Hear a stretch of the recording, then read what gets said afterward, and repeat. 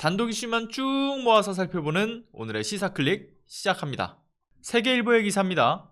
비화폰 서버 관리자 25일 국회 출석한다. 비상계엄 비밀통화 남아 있을까?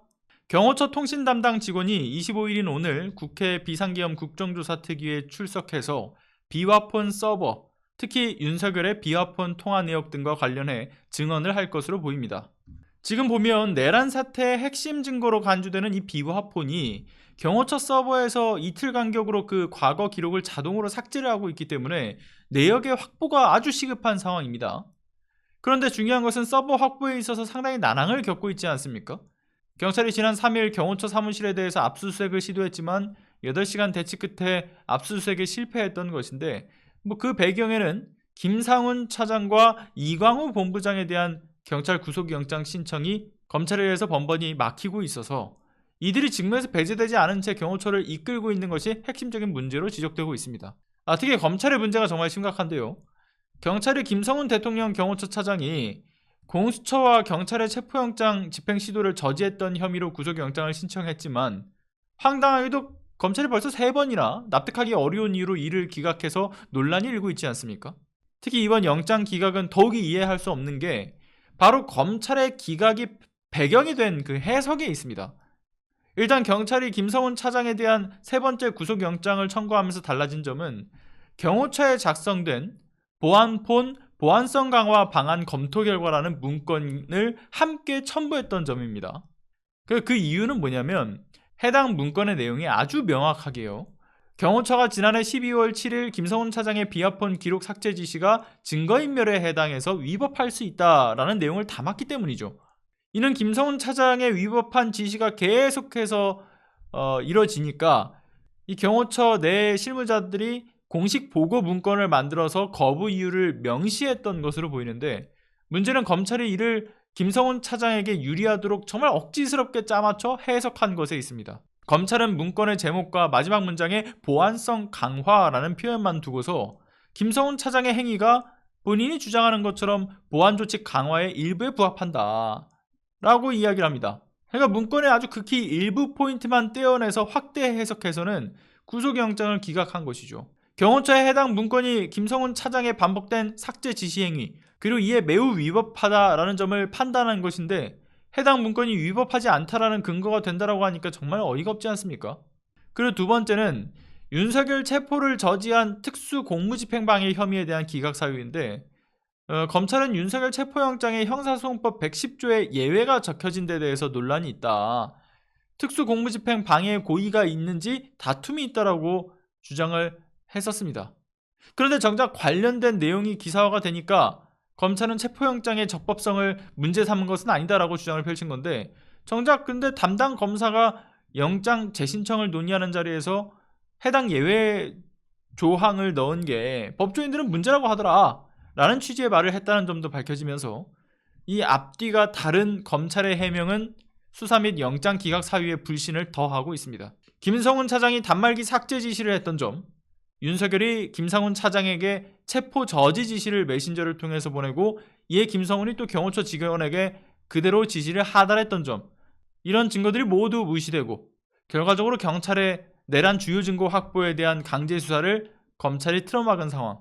이런 흐름들을 보면 검찰 역시 한몸이라고 봐야 되지 않겠습니까? JTBC의 기사입니다. 이응을 신뢰할 수 없음. 암호 같은 여인형 메모 입수. 여인형 전 방첩사령관의 휴대전화 메모가 추가로 공개됐습니다. 해당 메모에서는 박안수 육군참모총장을 신뢰할 수 없다라는 내용과 계엄 모의의 핵심에서 배제해야 한다라고 추정되는 주장이 담겼는데요. 여인형 전 사령관은 박안수 총장이 계엄에 동조할 가능성을 우려해서 그를 계엄사령관으로 임명하는 것을 반대하는 내용을 적어놓은 것이다 라고 진술을 했습니다만 그 밖에도 그 메모의 내용에 봤을 때 조기교체라는 문구와 함께 교체 대상자로 박안수 총장뿐만이 아니라 합참의장, 지상작전사령관, 연합사 부사령관 등을 적어놓고 이들이 인어, 즉 핵심으로 들어오면 보안이 위험해진다라는 메시지도 함께 적어놓은 것으로 알려지면서 사실상 계엄의 모의 과정을 의미하는 것으로 이에 함께하지 못할 것으로 추정되는 이들을 사전에 배제하기 위한 그런 계획을 세웠던 것으로 보여집니다. 이어서 또 JTBC의 기사 이어서 말씀드립니다. 여인형 메모엔 적의 여권 조성, 북풍유도 수상한 표현들. 여인형의 메모에는 전시 상황과 적의 여권을 조성한다라는 내용도 함께 적힌 것으로 알려졌습니다. 적은 매우 수세적, 인내하며 당장의 위협을 완화하고 결정적인 호기를 기다려야 한다라는 내용도 포함되어 있었다 합니다.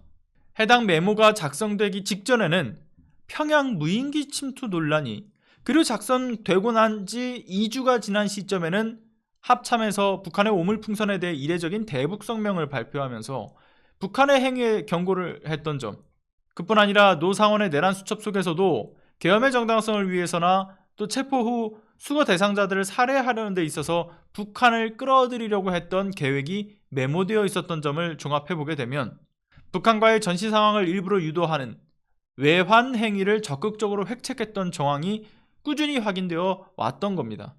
결국에 이번에 여인형의 메모 내용이 또 추가적으로 공개됨에 따라서 내란은 물론이고 외환 행위의 그 책임을 피할 수는 없어 보입니다.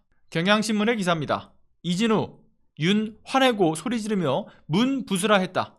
차고 넘치는 체포 지시 진술. 윤석열이 비상계엄 선포 이후 군 지휘부에 국회의원 체포를 지시한 사실이 여러 군 관계자들의 진술로 확인되어 왔습니다. 그럼에도 불구하고 윤석열이 현재 변론 과정에서 체포 지시는 마치 호수 위에 떠있는 달 그림자 같은 얘기다 라고 했던 억지 주장이 또 한 번 뒤집혔는데요. 애초부터 군 장성들이 계엄 선포를 미리 인지하고 있었음을 확인할 수 있는 그러한 정황과 진술이 다시 한 번 더 무더기로 쏟아졌습니다. 여인형 전 사령관의 경우는 군 검찰에 진술하는 과정에서 첩보를 통해 계엄 선포를 미리 인지하고 있었다라고 언급했고, 이진우 전 수방사령관의 휴대폰에서는 계엄 선포 전날 포털 사이트에 문을 열거나 부수는 데 사용하는 도구를 검색하거나 계엄 당일 오전에는 국회 해산이 가능한가요? 라는 등의 검색을 했던 점이 확인되면서 역시나 계엄의 사전 인지는 물론이고 국회의원에 대한 체포가 이번 계엄의 핵심이었음을 다시 한번 드러낸 겁니다. 표결 방해의 목적은 없었다. 야당의 경고용이었을 뿐이다. 2시간짜리 내란이 어딨냐라고 했던 그들의 새빨간 거짓말들. 결국 실패한 내란인 것이지 명백한 내란 행위의 조건은 모두 달성한 것이죠. 암만 억지스럽게 장황한 헛소리를 늘어나 봤자야 내란 외환죄의 그 책임을 피할 수 없을 것입니다. 자, 중요한 단독보도 소식만 쭉 모아서 보는 오늘의 시사클릭은 여기까지입니다. 여러분의 구독과 좋아요, 알람 설정, 그리고 소중한 후원은 시사발전소 운영에 있어 정말 큰 힘이 됩니다. 끝까지 시청해주신 여러분 감사합니다.